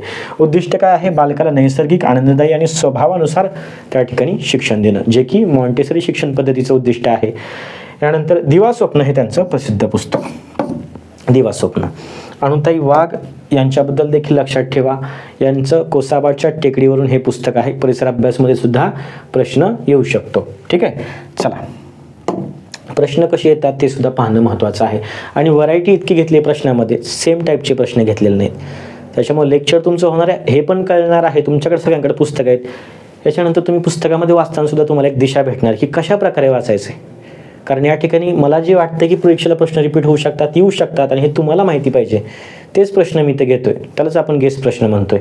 ठीक आहे, पहा एखाद्या मोठ्या समूहाचं वर्तन काही प्रसंगात कसं घडेल या ठिकाणी याच्या अंदाजासाठी कोणती पद्धती या ठिकाणी उपयुक्त असते. तर पहा, आत्मनिरीक्षण वर्तन अभ्यासाच्या पद्धती आहेत. आत्मनिरीक्षण आहे, सर्वेक्षण आहे, प्रायोगिक आहे, जीवन वृत्तांत पद्धती आहेत. यांच्याबद्दल आपल्याला माहिती असलं पाहिजे. आत्मनिरीक्षण म्हणजे काय? इंट्रॉस्पेक्शन. मी स्वतः माझं निरीक्षण करतो आणि स्वतः त्या ठिकाणी निष्कर्ष काढतो. याला काय म्हणायचं? इंट्रॉस्पेक्शन. म्हणजेच काय? आत्मनिरीक्षण. ठीक आहे, परंतु या ठिकाणी पहा, आत्मनिरीक्षण करत असताना बऱ्याच वेळेस निष्कर्ष चुकीचे किंवा खोटे असू शकतात. कारण त्या ठिकाणी मी या ठिकाणी माझं वर्तन कसं आहे हे जर आपल्याला निष्कर्ष काढायचं सांगितलं तर आपण समजा ते लेखी काढायला लागलो तर आपण असं करू शकतो की माझं वर्तन कसं असायला पाहिजे, मी कसा आहे त्यापेक्षा मी कसा असायला पाहिजे असं मला वाटतो ते मी लिहिणार तिथं. त्याच्यामुळे खोटे निष्कर्ष निघू शकतात. अशास्त्रीय वर्तन अभ्यासाची पद्धत आहे आत्मनिरीक्षण. ठीक आहे, त्याचे त्या ठिकाणी तोटे आहेत. सर्वेक्षण बघा, सर्वेक्षण जे आहे, सर्वेक्षण म्हणजे काय? सर्वे. शिक्षक या ठिकाणी काम करत असताना भरपूर सर्वे करत असतात. ठीक आहे, त्या सर्वेमध्ये मोठा जनसमुदाय असतो आणि त्यांची माहिती त्यांना प्रश्न विचारून त्यांच्या मुलाखती घेऊन त्या ठिकाणी सर्वेचं काम पूर्ण केलं जातं. त्याच्यामुळं सर्वे जो आहे तो मोठ्या समूहाबद्दल या ठिकाणी कामाला येणार आहे. त्याच्यामुळं आपलं उत्तर नसणार आहे. या ठिकाणी बी जे आहे ते आपला आन्सर असणार आहे, सर्वे. ठीक आहे, या ठिकाणी प्रायोगिक पद्धतीबद्दल आपण माहिती पाहूया. परंतु लक्षात ठेवा, सर्वे करत असताना त्या ठिकाणी मोठा समजा समुदाय असेल तर त्या ठिकाणी आपण त्यांना सांगू शकतो का आत्मनिरीक्षण करा आणि या ठिकाणी निष्कर्ष द्या? नाही. सर्वे करायचं म्हणजे सर्व माहिती आपल्याकडे येणार आहे. मोठा समूह असला की त्यांचा आपण त्या ठिकाणी नोंदी करणार आहोत. प्रायोगिक पद्धती म्हणजे काय? या ठिकाणी एक्सपेरिमेंटल. एक तर प्रायोगिक गट असतो. असा सुद्धा प्रश्न येऊ शकतो की कोणत्या पद्धतीमध्ये एक नियंत्रित गट असतो, दुसरा प्रायोगिक गट असतो. ते म्हणजे प्रायोगिक पद्धतीमध्ये. शास्त्रीय पद्धती आहे, निष्कर्षसुद्धा वस्तुनिष्ठ निघतात. त्याच्यामध्ये प्रयोगशाळेत त्या ठिकाणी प्रयोग केले जातात. त्याच्यामुळे प्रायोगिक पद्धती खूप जास्त महत्त्वाची आहे. त्याचे पण फायदे तोटे आहेत की समजा नॅचरल वातावरणामध्ये ते प्रयोग करता येत नाही. बऱ्याच गोष्टी प्रयोगशाळेत करायला लागतात. कमी संख्या पाहिजे त्या ठिकाणी, तेव्हाच प्रयोग करता येतात. जसं की सर्वे, समजा 10,000 लोकांवर त्या ठिकाणी सर्वे करायचा आहे, तसं प्रयोग नाही करू शकत 10,000 लोकांवर, कारण की त्या ठिकाणी जॉग्राफिकल लिमिटेशन्स त्याला येतात. असे थोडक्यात या ठिकाणी सांगतो की प्रायोगिक पद्धती जी आहे त्याच्याबद्दल माहिती सांगतो, तीच लक्षात ठेवा. प्रायोगिक पद्धतीमध्ये 2 गट असतात, एक नियंत्रित, दुसरा प्रायोगिक गट. याच्यामध्ये लिमिटेशन काय येणार आहे की कमी समूहावर त्या ठिकाणी प्रयोग करता येतात. ठीक आहे, सर्वच परिस्थितीमध्ये प्रयोग करता येत नाहीत कारण प्रयोगशाळेत असतात ते प्रयोग. ठीक आहे, या ठिकाणी प्रायोगिक पद्धतीचे फायदे तोटे सांगत असताना लक्षात घ्या, प्रायोगिक पद्धती अवलंबणारा जो त्या ठिकाणी व्यक्ती असणार तो एक्सपर्ट पाहिजे. म्हणजे मला माहिती पाहिजे की निष्कर्ष कसे काढायचे प्रायोगिक पद्धतीतून, त्याच्याशिवाय ती प्रायोगिक पद्धती वापरू शकणार नाही. एक्सपर्ट लोकांनीच ही त्या ठिकाणी निष्कर्ष काढायचं काम केलं पाहिजे. ज्यांना प्रशिक्षण नाही, अनुभव नाही, ते व्यक्ती प्रायोगिक पद्धती वापरू शकत नाहीत. ठीक आहे, आत्मनिरीक्षण कोणीही करू शकतं, काही प्रॉब्लेम नाही. सर्वेक्षण करायला आपल्याला यादी दिली, प्रश्न विचारायचे, लिहून घ्यायचं, सर्वेक्षण केलं करू शकतो. परंतु प्रायोगिकला त्या ठिकाणी वेल ट्रेंड माणूस पाहिजे. बरोबर. यानंतर जीवन वृत्तांत म्हणजे काय? तर एखादा प्रसिद्ध व्यक्ती, एखादा अभिनेता असू द्या, एखादा खेळाडू असू द्या, त्याच्या संपूर्ण आयुष्यावर किंवा मानसशास्त्रामध्ये बघा, क्लिनिकल सायकोलॉजीमध्ये मला वाटतं या ठिकाणी याचा वापर केला जातो की एखादा समजा मनोरुग्ण आहे तर त्या व्यक्तीच्या पास्ट जो काही आयुष्य आहे त्याच्याबद्दल संपूर्ण माहिती काढायची असेल तर जीवन वृत्तांत पद्धती. लहानपणी त्याचे मित्र कोण होते, घरच्यांसोबत रिलेशन कसे होते, मित्रांसोबत कसे होते, समाजामध्ये कसा वावरायचा, कोणकोणत्या चुका केल्या, चांगल्या गोष्टी केल्या, वर्तन कसं होतं, या सर्व गोष्टींचा अभ्यास जीवन वृत्तांतमध्ये. म्हणजे ॲटोबायोग्राफी जी असते त्या ठिकाणी आत्मचरित्र. ठीक आहे, दुसऱ्याचं समजा एखादा व्यक्ती लिहितोय, बरोबर, म्हणजे त्याच्यावर सर्वे करत आहे, तर त्यावेळेस पहा त्या ठिकाणी जीवन वृत्तांत ही पद्धती वापरली जाते. ठीक आहे, प्रसिद्ध व्यक्तींनी स्वतःचं आत्मचरित्र ते स्वतः लिहितात किंवा बरेच व्यक्ती समजा एखादे पत्रकार असतील ते त्यांच्या जीवनाबद्दल माहिती काढून त्यांची मतं त्याच्यामध्ये सांगत असतात. याला काय म्हणायचं? केस स्टडी म्हणायचं. जीवन वृत्तांत पद्धती. याच पद्धतीवर प्रश्न येऊ शकतात तुम्हाला. ठीक आहे, त्याच्यामुळे महत्त्वाचं आहे तर याचं उत्तर काय येणार? सर्वेक्षण. कारण मोठा समूह आहे, सर्वेक्षण करावं लागणार. व्यक्तीच्या जीवनाचा अभ्यास करायचा म्हणला, मनोरुग्ण व्यक्ती आहे त्याचा जर अभ्यास करायचा म्हणलं तर काय येणार? जीवन वृत्तांत, केस स्टडी ही मेथड तुम्हाला वापरावी लागणार. ठीक आहे, चला नेक्स्ट. चला आता खालीलपैकी कोणते उदाहरण स्थूल कारक कौशल्याचं उदाहरण आहे? आता बघा, कारक कौशल्यावर प्रश्न घेतला, याच्यामध्ये 2 प्रकारचे कारक कौशल्य असतात. उत्तर येत असेल या ठिकाणी कमेंट करून सांगायचं. ठीक आहे, ऑप्शन एलिमिनेट करू शकतो आपण या ठिकाणी. काय अवघड प्रश्न नाही. तुम्हाला याच्यासाठी प्रश्न घेतला की तुम्हाला ग्रॉस मोटर स्किल्स जे आहेत त्याच्याबद्दल तुम्हाला माहिती द्यायची आहे. बघा, एकतर कारक कौशल्य असतात, स्थूल कारक कौशल्य असतात आणि दुसरे सूक्ष्म कारक कौशल्य असतात. ग्रॉस आणि फाईन हे 2 गोष्टी लक्षात ठेवायच्या. ग्रॉस या ठिकाणी स्थूल कारक कौशल्य असतात. कारक कौशल्य म्हणजे काय हे आपल्याला माहिती असणं आवश्यक आहे. पहिल्यांदा कारक कौशल्य म्हणजे काय? आपल्या शरीरातील लहान मोठे जे काही स्नायू असतात त्यांच्या हालचालींच्या नियंत्रणावर त्या ठिकाणी जे कौशल्य असतात त्याला काय म्हणतात? कारक कौशल्य म्हणतात. स्नायूंच्या हालचाली त्यांचं जे नियंत्रण असतं त्याचा संबंध कारक कौशल्याशी येतो. बरोबर. मग त्याच्यात 2 प्रकारचे स्नायू असतात. एक तर ग्रॉस म्हणजे स्थूल स्नायू असतात आणि या ठिकाणी फाईन. फाईन म्हणजे काय? सूक्ष्म. एक तर ग्रॉस आणि या ठिकाणी फाईन. ठीक आहे, कारक कौशल्याचे या ठिकाणी 2 प्रकार. त्या ठिकाणी स्थूल कौशल्य जे असतात, ठीक आहे, स्थूल कारक कौशल्य त्याच्यामध्ये काय येतात? तर शरीराचे जे मोठे स्नायू आहेत त्यांच्या हालचाली त्याच्यामध्ये येतात. जसं की या ठिकाणी पहा, चेंडू फेकणं. चेंडू फेकत असताना संपूर्ण हाताचा त्या ठिकाणी वापर होत असतो. या ठिकाणी काय आलं? ग्रॉस मोटर स्किल्स, स्थूल कौशल्य आले. बरोबर. आता बघा, बटन लावणे. बटन लावताना त्या ठिकाणी बोटांचा वापर होतो. ठीक आहे, पेन्सिल पकडून लिहिणे, बोटांचा वापर होतो. या ठिकाणी 2 बोटांनी वस्तू उचलणे, बोटांचा वापर होतो. म्हणजे लहान त्या ठिकाणी स्नायूंचा वापर झाला की त्याला काय म्हणायचं? Fine motor skills. ठीक आहे, लक्षात ठेवा, ग्रॉस म्हणजे स्थूल कारक कौशल्यामध्ये शरीरातील मोठ्या स्नायूंचा वापर आणि फाईनमध्ये लहान स्नायूंचा वापर. उदाहरणं पाहूया. चला पहा, ही कौशल्य मोठ्या स्नायूंच्या हालचालीशी संबंधित असतात. कोणती? स्थूल. ठीक आहे, स्थूल कारक कौशल्य, ग्रॉस मोटर स्किल्स असं आपण त्याला म्हणतो. जसे की हात, पाय, धड, खांदे इत्यादींचा वापर. उदाहरण पाहूया. चेंडू फेकणे किंवा पकडणे, सायकल चालवणे हे ग्रॉसचं पाहतोय आपण. धावणे, उडी मारणे ह्या सर्व गोष्टी येतात स्थूल कारक कौशल्यामध्ये. लक्षात ठेवा, परीक्षेत प्रश्न येऊ शकतो.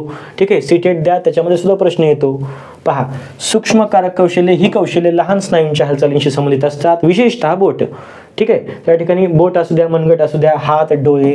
या ठिकाणी पेन्सिल पकडून लिहिणं, बटन लावणं, दोरी बांधणं, कात्रीने या ठिकाणी कापणं, 2 बोटांनी वस्तू उचलणं. किंवा आणखीन एक लक्षात ठेवा, सुई दोरा. त्या ठिकाणी दोरा ओणं ते कशाचं आहे? सूक्ष्म त्या ठिकाणी कारक कौशल्याचं उदाहरण आहे. लक्षात राहिलं तर काय आमचं? ठीक आहे, चला पुढचा प्रकार पाहूया. बघा, गेजेल यांनी विकासाची संकल्पना मांडताना या गोष्टीवर भर दिलेला आहे. तर गेजेल यांच्याबद्दल लक्षात ठेवायचं. यांनी गुणविशेष, परिपक्वता, अध्ययन, परिणाम कशावर जोर दिलेला आहे? तर पहा, गेजेल यांचं नाव लक्षात ठेवा. गेजेल. ठीक आहे, ज्यांना येते त्यांनी उत्तर कमेंट करायचं आहे. गेजेल यांनी कोणत्या गोष्टीवर भर दिलेला आहे? तर पहा, गेजेल यांचं मत होतं की जन्मतःच जी काही गुणवैशिष्ट्ये आपल्याला प्राप्त होतात त्यांची नैसर्गिकरित्या वाढ होते. ठीक आहे, तर त्यांना काय म्हणतात? परिपक्वता. ठीक आहे, मॅच्युरेशन. आणि मॅच्युरिटी जी असते किंवा मॅच्युरेशन जे असतं ते एका विशिष्ट वेळेत, विशिष्ट वयातच येतं. त्याच्या आधी तुम्ही कितीही त्या व्यक्तीला प्रशिक्षण द्या, ट्रेनिंग द्या, तरीही ते मॅच्युरेशन येत नाही. समजलं? ठीक आहे, नाही समजलं? सोप्या भाषेत सांगतो. बघा, परिपक्वता उदाहरण देत असतो मी या ठिकाणी लेक्चरमध्ये दिलेलं आहे याच्या आधी सुद्धा. तर बघा, 11 महिन्याचा बालक चालू लागला हे उदाहरण आहे. म्हणजे काय झालं? त्याच्या स्नायूंमध्ये मॅच्युरिटी आली, परिपक्वता आली. जर समजा बालक 2 महिन्याचा आहे, आपण त्याला भरपूर ट्रेनिंग दिली, ठीक आहे, त्या ठिकाणी भरपूर वातावरण उपलब्ध करून दिलं त्याला चालण्याचं, ठीक आहे, पायरीवर नेऊन त्याला बसवलं तरी देखील तो पायरी चढणार आहे का? नाही. त्याला ट्रेनिंग दिली तरी स्वतः चढणार नाही. परंतु जसे त्याचे स्नायू परिपक्व होतात तसं 11व्या महिन्यात 12व्या महिन्यात तो चालायला लागतो. हे कशामुळं? परिपक्वतेमुळं. गेझेल यांचं या ठिकाणी मानसशास्त्रामध्ये नाव लक्षात ठेवा, परिपक्वतेशी संबंधी. गेझेल म्हणलं की पर्याय परिपक्वता क्लिक करा. जास्त या ठिकाणी ताण घेऊ नका, थोडंसं एक्स्ट्रा माहिती सांगतोय फक्त मी. ठीक आहे. गेझेल यांनी परिपक्वता यांच्याबद्दल सांगितलेलं आहे की परिपक्वता ही वेळेच्या आत येत नाही असं त्यांचं म्हणणं होतं. जसं की 11 महिन्यांचा बालक चालायला लागतो, तो 2ऱ्या-3ऱ्या महिन्यात चालू शकणार नाही किती पण ट्रेनिंग दिली तरी. ठीक आहे. परिपक्वता लक्षात ठेवा. आणखीन गेझेल यांच्याबद्दल माहिती पाहूया. अर्नॉल्ड गेझेल, ठीक आहे, तर यांचं मत काय आहे? मुलांचा विकास हा मुख्यतः परिपक्वतेवर अवलंबून असतो. जसं की विकासावर परिणाम करणारे भरपूर घटक आहेत. ठीक आहे. त्याच्यामध्ये त्यांचं काय म्हणणं होतं की परिपक्वता ही महत्त्वाची मुलांच्या विकासासाठी. ठीक आहे. म्हणजेच तो जैविक आणि अनुवांशिक घटकामुळे स्वाभाविकपणे त्या ठिकाणी घडत असतो. विकास हा नैसर्गिक, अंतर्गत आणि जैविक प्रक्रियेचा परिणाम असतो. शिक्षण किंवा पर्यावरण यांची भूमिका मर्यादित असते. हे महत्त्वाचं स्टेटमेंट आहे. शिक्षणाचं आणि पर्यावरणाचं, एन्व्हायरमेंट जे आहे, या दोन्ही गोष्टींची भूमिका मर्यादित असते. तर परिपक्वता, मॅच्युरेशन हा घटक विकासावर परिणाम करणारा महत्त्वाचा घटक असं यांनी सांगितलेलं आहे. बघा, मुलाचे शारीरिक, मानसिक, सामाजिक, भावनिक विकासाचे टप्पे जैविक परिपक्वतेच्या क्रमानेच घडतात. ठीक आहे. क्रमाक्रमाने त्या ठिकाणी परिपक्वता येत राहते. वेळेवरच परिपक्वता येते, वेळेच्या आधी परिपक्वता येत नाही. तर परिपक्वता हा शब्द रिपीट झाला. खूप डिटेलमध्ये TET प्रश्न विचारत नाहीत. गेझेल आणि परिपक्वता हे 2 शब्द वहीमध्ये लिहून ठेवा. ठीक आहे. तर बघा, उदाहरण या ठिकाणी बाळ चालायला लागते तेव्हा ते अभ्यासामुळे चालतं का? तर नाही, स्नायूंची आणि मज्जासंस्थेची परिपक्वता झाली म्हणून ते चालू लागतं. म्हणून ते म्हणतात की या ठिकाणी शिक्षण आणि पर्यावरण यांची भूमिका मर्यादित, तर या ठिकाणी परिपक्वतेची भूमिका जास्त आहे असं या ठिकाणी गेझेल यांचं म्हणणं आहे. चला नेक्स्ट महत्त्वाचा प्रश्न. आता 2 प्रश्न या ठिकाणी पहा. पुढचे 2 प्रश्न जे आहेत ते प्रश्न नियमावर आहेत या ठिकाणी. आणि बघा, बरोबर या ठिकाणी कन्फ्युजन होतं. एक ऑप्शन वेगळा असतो, दुसरा कुठला तरी नियम दिलेला असतो. असंच TET झालेलं आहे. आणि हे इथून पुढे सुद्धा याच्यावर प्रश्न येऊ शकतात. खूप महत्त्वाचं आहे. बघा, या ठिकाणी अध्यापन करताना विद्यार्थ्यांचे पूर्वज्ञान जागृत करून नवीन ज्ञानविषयक जिज्ञासा निर्माण केल्यास त्यांचं अध्ययन सुकर होईल असे थॉर्नडाईकने मांडलेल्या अध्ययनाच्या पुढीलपैकी कोणत्या नियमानुसार साध्य होतं? तर पहा, या ठिकाणी पूर्वज्ञान जागृती हे थॉर्नडाईक यांनी कोणत्या नियमामध्ये सांगितलं हाच प्रश्न आहे. ठीक आहे. TET पेपर 1 2016 आलेला प्रश्न आहे. तर पहा, सज्जतेचा नियम, पुनरावृत्तीचा नियम, परिणामाचा नियम का परागतीचा नियम? आता खरं तर या ठिकाणी प्रश्न काहीही असता तरी सुद्धा आपल्याला या ठिकाणी पाहत असताना वेगळा पर्याय पहिल्यांदा ओळखता आला पाहिजे. कोणता या ठिकाणी नियमच नाही तो तरी उत्तर आपण टिक नाही केलं पाहिजे. बरोबर, नियमच नाही तर बघा, थॉर्नडाईक यांनी सज्जतेचा नियम सांगितला का? तर हो, सांगितला. आता लक्षात राहील तुमच्या, कारण आपण पुढे स्पष्टीकरण पाहणार आहोत. पुनरावृत्तीचं सांगितलं का? सांगितला. परिणामात सांगितला का? सांगितला. परागतीचा नियम त्यांनी सांगितलेलाच नाही या ठिकाणी. ठीक आहे. हा नियम कशात येतो त्यासंबंधी पुढचा प्रश्न घेतलाय आता. ठीक आहे. अनुवंशाचे जे नियम आहेत त्याच्यामध्ये परागतीचा अनुवंश, त्याच्यामध्ये 3 नियम परागतीचे नियम आणि इतर 2 नियम आहेत. ठीक आहे. त्याच्यामुळं अनुवंशाचा नियम या ठिकाणी ऑप्शनमध्ये दिला, हे तर या ठिकाणी चूकच असणार आहे. आता यापैकी पूर्वज्ञान जागृती याच्या संबंधित थॉर्नडाईक यांचा कोणता नियम हे आपल्याला ओळखायचा आहे. पूर्वज्ञान जागृती या ठिकाणी कधी करतो आपण? वर्गात गेल्यानंतर एखादा चॅप्टर सुरू करायचा शिकवायला. ठीक आहे. विद्यार्थी तयार पाहिजेत, म्हणजे सज्ज पाहिजेत, त्यावेळेस करतो. त्यामुळं ऑप्शन क्रमांक 1 उत्तर. थोडक्यात सांगितलं या ठिकाणी परागतीचा नियम तर अनुवंशाशी संबंधित आहे. अनुवंश म्हणलं की तुम्हाला एक मानसशास्त्रज्ञ त्या ठिकाणी जीवशास्त्रज्ञ आठवला पाहिजे. तर त्याचं नाव काय? मेंडेल हे त्यांचं नाव आहे. त्या ठिकाणी लक्षात ठेवायचं अनुवंशाचे नियम. आणि या ठिकाणी जे काही नियम सांगितलेले आहेत थॉर्नडाईकने त्याच्यामध्ये सज्जतेचा नियम, पुनरावृत्तीचा नियम आणि परिणामाचा नियम हे 3 नियम आहेत. त्याच्यामध्ये पूर्वज्ञान जागृती करून नवीन ज्ञानाविषयी जिज्ञासा निर्माण केल्यास हे कशामध्ये केलं जातं? सज्जतेच्या नियमामध्ये. आता ह्या 3 नियमाचे कीवर्ड सांगतो, तेच लक्षात ठेवा परीक्षेसाठी. ठीक आहे. आणि पुढचा प्रश्न अनुवंशावर घेतलाय. बघा, लक्षात ठेवा, आता हे या ठिकाणी 3 नियम आहेत. सज्जतेचा नियम, पुनरावृत्तीचा नियम, परिणामाचा नियम. फक्त कीवर्ड लक्षात ठेवा. सज्जता शिकण्याची तयारी. शिकण्याची तयारी म्हणजे पूर्वज्ञान जागृती करून त्या ठिकाणी जिज्ञासा निर्माण करायची. पुनरावृत्ती, प्रॅक्टिस मेक्स मॅन परफेक्ट. या ठिकाणी सरावाने परिपूर्णता येते. याला काय म्हणतात? पुनरावृत्ती. सारखं सराव करायचं, रिपिटेशन करायचं. परिणाम, आनंददायक अनुभवामुळे शिकणं काय होतं? बळकटीकरण होतं, त्याचं दृढीकरण होतं, बळकटीकरण होतं. हे कशाने सांगितलेलं आहे? परिणाम सांगितलेला आहे. आनंददायी अनुभवामुळे शिकणं बळकट होतं. बस एवढे 3च नियम थॉर्नडाईक यांचे. ठीक आहे, कोणत्याही नियमावर प्रश्न येऊ द्या, तुमचा मार्क्स जाणार नाही. आणि आता जो चौथा पर्याय आला होता आपल्याला, त्याच्यावर एक प्रश्न घेतला, महत्त्वाचा आहे बघा. खालीलपैकी कोणते अनुवंशासंबंधीचे नियम आहेत? तर बघा, आता याच्यामध्ये ओळखता आलं पाहिजे साधर्म्याचा नियम, वैविध्याचा नियम, पुनरावृत्तीचा नियम आणि परागतीचा नियम. लगेच आपल्याला ओळखता आलं पाहिजे की याच्यातला ऑड मॅन आउट कोणता पहिल्यांदा. तर ठीक आहे, 3 नियम आहेत, त्याच्यातला बघा एक वेगळा शोधायचा आहे. फक्त आपल्याला एक वेगळा शोधायचा आहे. आत्ताच आपण पाहिलं पुनरावृत्ती होणे, प्रॅक्टिस मेक्स मॅन परफेक्ट सांगितलं होतं, रिपिटेशन होणे. ठीक आहे, पुनरावृत्तीचा नियम कशामध्ये आहे? थॉर्नडाईक यांच्या अध्ययनाच्या नियमामध्ये आहे. त्याच्यामध्ये अनुवंशाच्या नियमामध्ये दिलेलं आहे आपल्याला. ठीक आहे, त्याच्यामुळं क या ठिकाणी नसणार आहे. या ठिकाणी अ, ब आणि ड या ठिकाणी आपलं उत्तर येणार आहे. अ, ब, ड, पर्याय क्रमांक 4. आता हे नियम काय आहेत ते देखील आपण पाहूया. साधर्म्याचा नियम, एखादं जे बाळ आहे ते त्याच्या आईसारखं दिसतं, साधर्म्य आहे की नाही? बरोबर. वैविध्याचा नियम, त्या ठिकाणी 2 भाऊ, सख्खे भाऊ सारख्या कितीही गोष्टी असतील परंतु त्यांच्यामध्ये विविधता असते, वैविध्य आहे.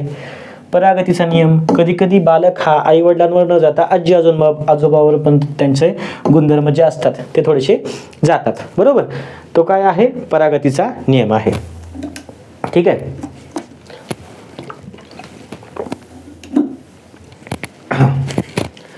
तर पहा या ठिकाणी आपल्याला वेगळा नियम शोधायचा होता, जो की अध्ययनाचा नियम आहे, तो या ठिकाणी दिला होता. या तिघांचेही अर्थ आता थोडक्यात पाहूया. आता सांगितलेले तेच आहेत, काही वेगळे नाही त्याच्यात. साधर्म्याचा नियम बघा, साधर्म्याचा नियम बघा, संततीमध्ये पालकांसारखे काही गुणधर्म आढळतात. उदाहरणार्थ, मुलाच्या चेहऱ्याचं वैशिष्ट्य आईसारखं दिसतं, याला काय म्हणतात? साधर्म्य असं म्हणतात. जास्त डिटेल लक्षात ठेवायचं नाही, डायरेक्ट उदाहरण लक्षात ठेवा.